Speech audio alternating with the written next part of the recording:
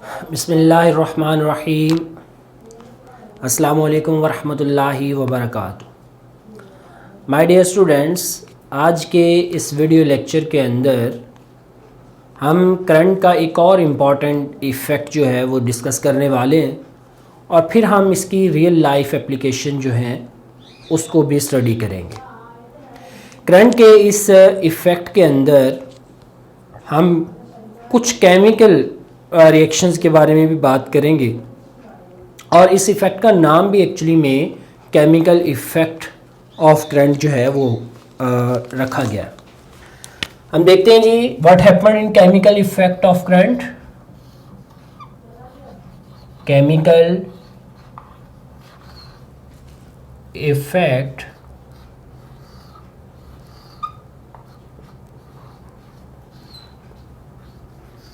Of current.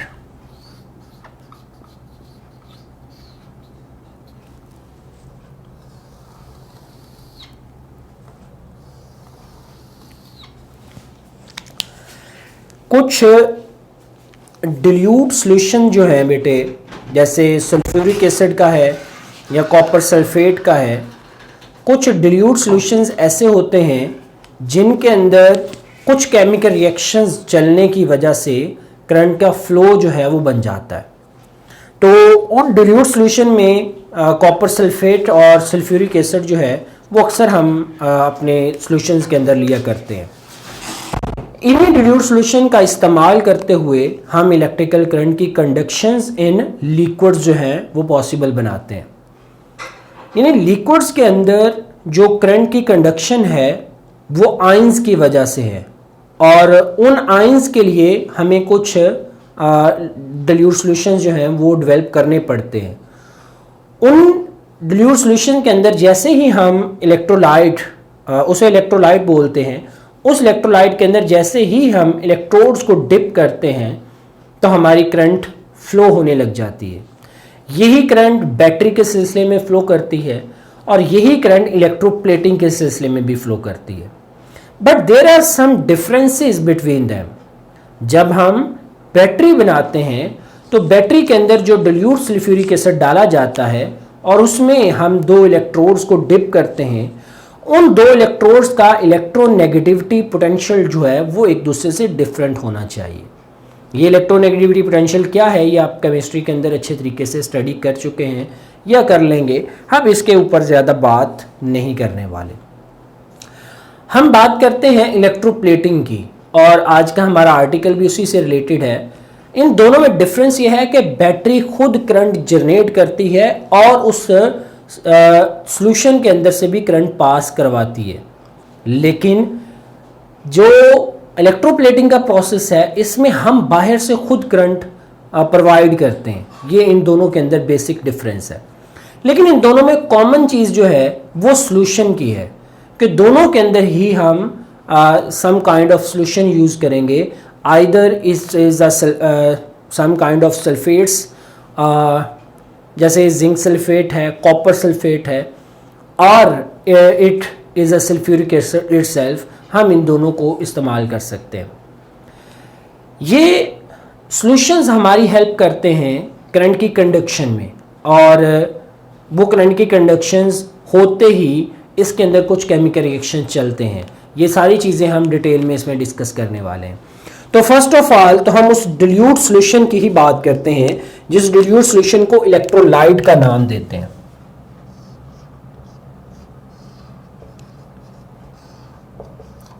Electrolyte.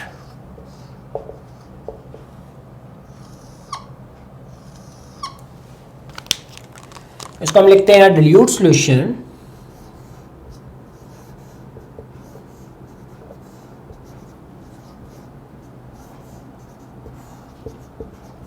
solution of copper sulfate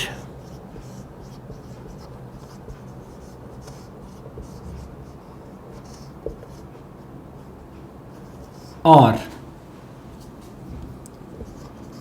sulphuric acid.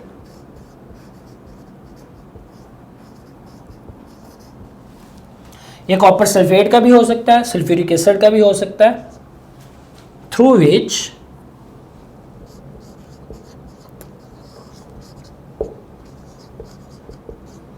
Conduction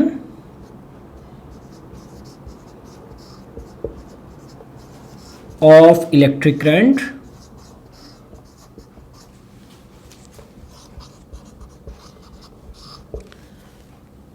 जिसके अंदर से electrical current की कंडक्शन हो, conduction of electric current due to ions, और इसका हमें पता कैसे चलेगा कि इलेक्ट्रिकल करंट कंडक्ट हुआ, and some chemical reactions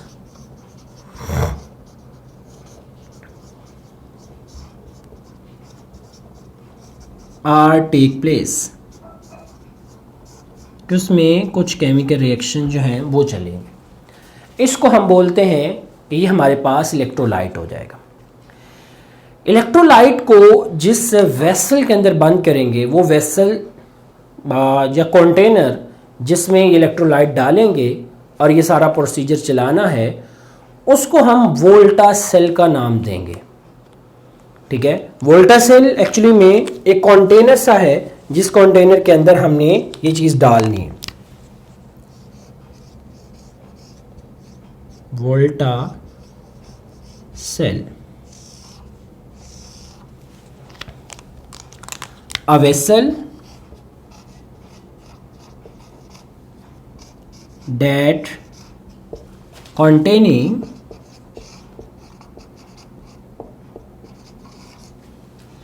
electrolyte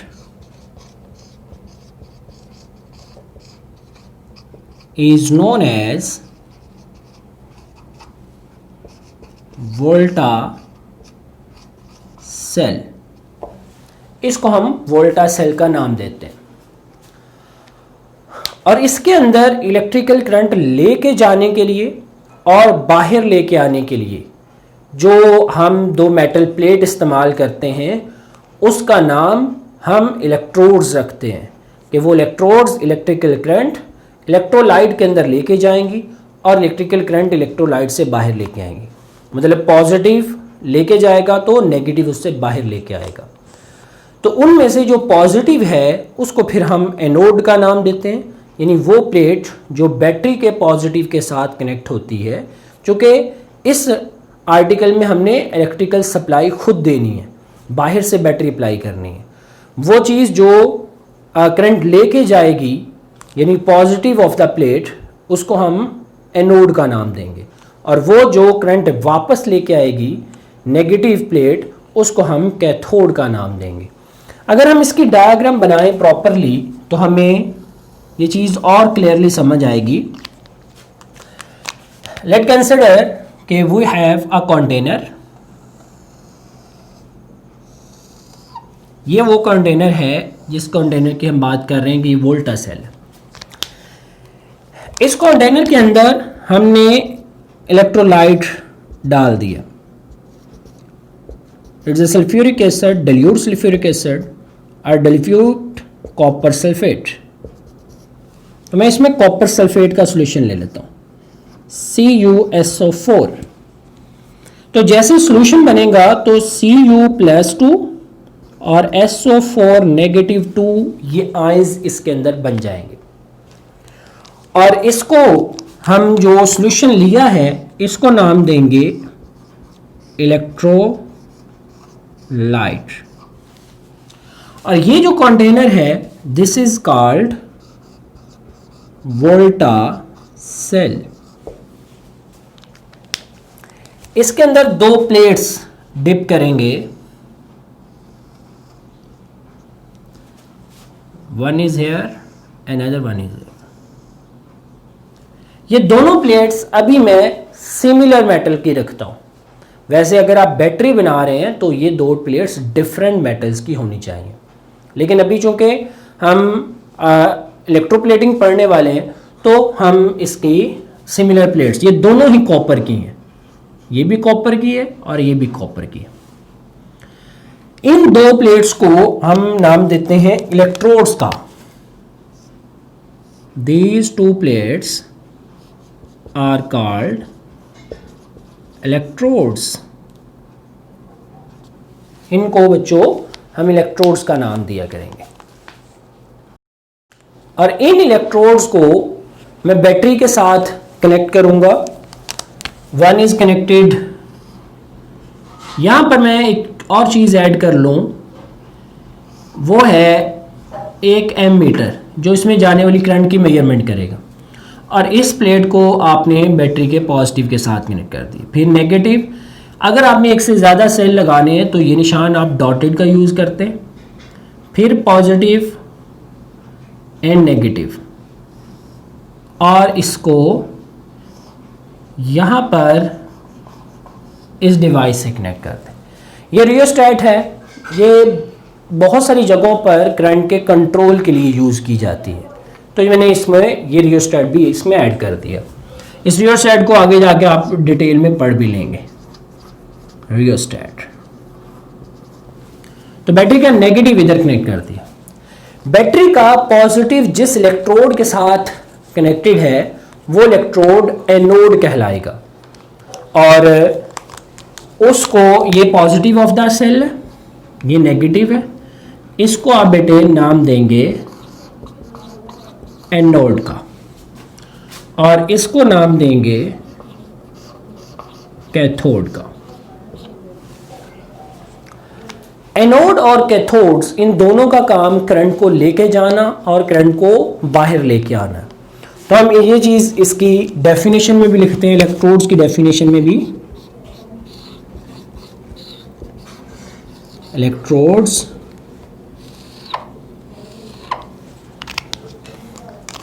the metal plates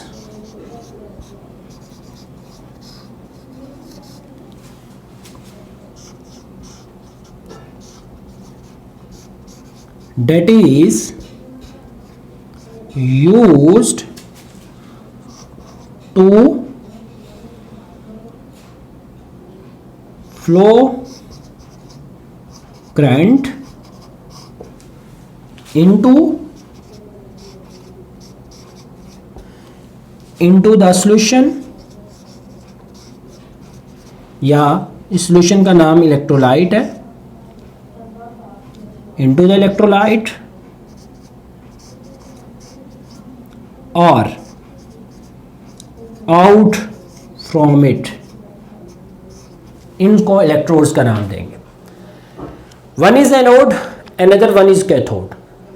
The plate which is connected with positive terminal of the battery is called anode, and the plate which connected with negative terminal of the battery is called cathode.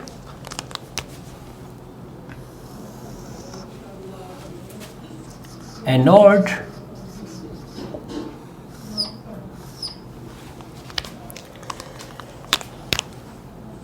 the plate connected with positive terminal of battery, और cathode को क्या नाम देंगे?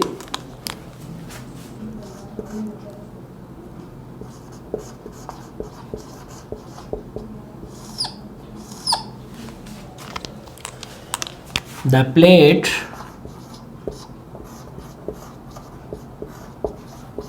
connected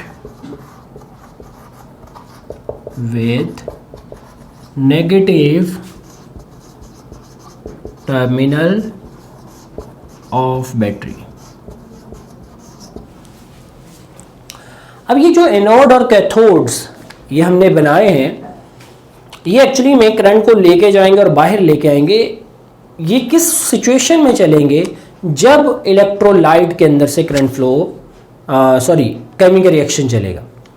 ये chemical reaction की वजह से ही उसमें एक्चुअली में करंट फ्लो होगी। होगा ये कि अगर हम एनोड को देखें, एनोड की प्लेट जिन एटम से मिली है वो कॉपर्स के हैं, तो कॉपर अपने 2 इलेक्ट्रॉन को लूज करे तो वो कॉपर आयन में तब्दील हो जाएगा।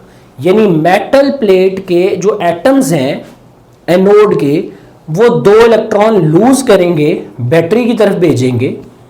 बैटरी का पॉजिटिव टर्मिनल उन दो इलेक्ट्रॉन्स को अपनी तरफ अट्रैक्ट कर लेगा, उसके नतीजे में copper atom convert into copper ion, और जैसे वो आयन में कन्वर्ट होगा तो that ion will become a part of electrolyte, वो इलेक्ट्रोलाइट के अंदर गिर जाएगा और इलेक्ट्रोलाइट का पार्ट बन जाएगा। तो अगर हम इसकी केमिकल रिएक्शन देखें एट एनोड क्या होगा,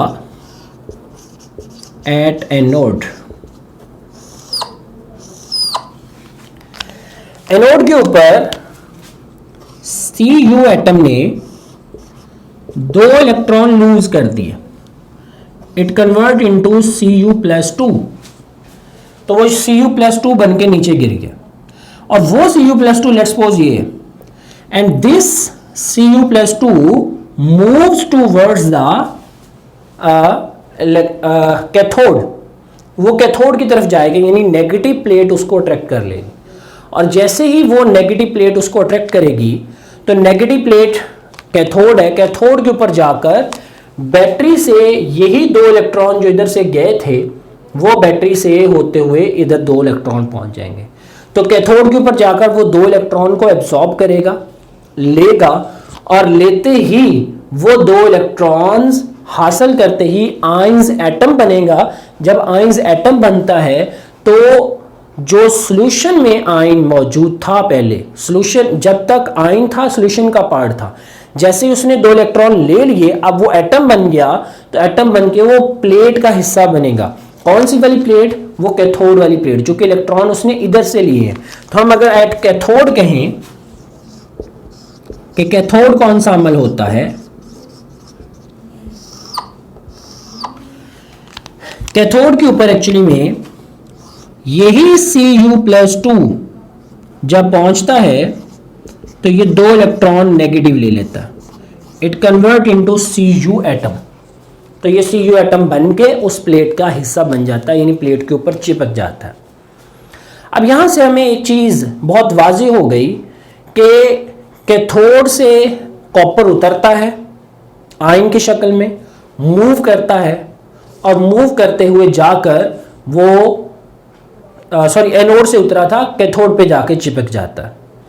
इस दौरान इलेक्ट्रोलाइट का क्या कमाल है, इलेक्ट्रोलाइट का बेटे ये कमाल है कि कैथोड से एनोड से जैसे ही वो आयन नीचे उतरा तो CuSO4 ने वो आयन कैप्चर कर लिया।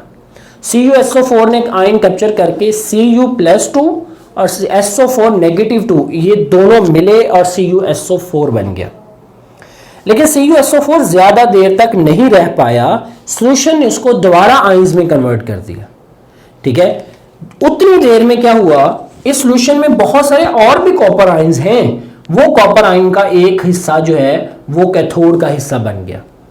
अब एक चीज यहां पे और सीखिए कि जितने कॉपर आयंस बनते हैं एनोड प्लेट से, वो एटम नीचे गिरते हैं, उतने कॉपर आयन ही सॉल्यूशन से कैथोड के ऊपर जाके चिपक जाते हैं। लेकिन इनकी तरतीब इस तरह से है कि एनोड से आयन उतरते ही खुद मूव नहीं करता, बल्कि SO4 को अपने साथ चिपका कर CuSO4 बनाने की कोशिश करता है। लेकिन इस दौरान वो किस तरह से वो रिएक्शन चलेगा, Cu+2 ये SO4 -2 से मिलेगा और CuSO4 बना देगा। लेकिन जैसे इसने बनाया ये ज्यादा देर तक नहीं रह पाए, ये दोबारा डिसॉल्व होकर Cu+2 और SO4 -2 में कन्वर्ट हो जाएगा, और उतनी देर में सॉल्यूशन में से एक कॉपर का आयन जो है वो एटम के अंदर कन्वर्ट होकर कैथोड का हिस्सा बन चुका होगा। तो अगर हम इस रिएक्शन के अंदर देखें कि 2 इलेक्ट्रॉन्स इधर से निकलकर इधर गए, एक आयन इधर से टूटा और एक आयन इधर जाके चिपक गया, जितने आयन इसमें टूटकर गिरेंगे उतने आयन ही इधर चिपक जाएंगे। तो हम कहेंगे इस प्रोसेस में जो कंसंट्रेशन है ऑफ द सॉल्यूशन उसमें कोई फर्क नहीं आएगा, यानी वो सॉल्यूशन जिस हालत में पहले था बाद में भी उतनी ही हालत के अंदर हमें डिल्यूट मिलेगा, उसकी कंसंट्रेशन के अंदर कोई भी चेंज नहीं आएगी, बिकॉज जितने आयंस उसमें से निकल कर जाते हैं उतने आयंस उस सॉल्यूशन के अंदर वापस भी आ जाते हैं। इस प्रोसेस को ये हम इसका रिजल्ट लिख सकते हैं कि concentration of the solution will never change, ये चेंज नहीं होगी। फिर इस प्रोसेस की स्टडी को इलेक्ट्रोलाइसिस बोलते हैं, यानी इस पूरे प्रोसेस को स्टडी करने को हम इलेक्ट्रोलाइसिस बोलेंगे। तो इस प्रोसेस के अंदर हम एनोड से एटम को उतारते जाते हैं, कैथोड पर चढ़ाते जाते हैं, कैथोड मोटा होता जाएगा वो प्लेट, और ये प्लेट जो है वो खत्म होती जाएगी। ये प्रोसेस हम इलेक्ट्रोप्लेटिंग में यूज करते हैं, यानी ये चीज हम चीप मेटल की रख लेते हैं, ये एक्सपेंसिव मेटल की रख लेते हैं। तो एक्सपेंसिव मेटल की लेयर चीप मेटल के ऊपर चढ़ा देते हैं, तो इस प्रोसेस का नाम इलेक्ट्रोप्लेटिंग कहलाता है। यानी एक चीप मेटल के ऊपर एक एक्सपेंसिव मेटल की लेयर चढ़ाकर एक्सपेंसिव मेटल जैसी खसूसियात उसकी हासिल करना, इस प्रोसेस का नाम हम इलेक्ट्रोप्लेटिंग रखते हैं। ये दो डेफिनेशंस मैं नहीं लिख रहा और एक पॉइंट नहीं लिख रहा, ये आपको दोबारा बता देता हूँ। नंबर 1 कि इसकी कंसंट्रेशन में कोई चेंज नहीं आएगा। इलेक्ट्रोलाइसिस एक ऐसा प्रोसेस है जिसमें हम ये सारी चीज़ें डिस्कस करेंगे जो मैंने अभी आपको पढ़ाई। कि तीसरी चीज़ हम इसमें भी ये बताएंगे कि इलेक्ट्रोप्लेटिंग एक ऐसा प्रोसेस है जिसमें चीप मेटल के ऊपर एक एक्सपेंसिव मेटल को चढ़ा देना। कैसे? उसमें हम एनोड एक एक्सपेंसिव मेटल का बनाएंगे, उसमें से वो एटम्स उतर कर किस पे जाके चिपकना शुरू हो जाएंगे, कैथोड के ऊपर चिपकना शुरू हो जाएंगे। ओके बेटे, बेस्ट ऑफ लक, अल्लाह हाफिज़।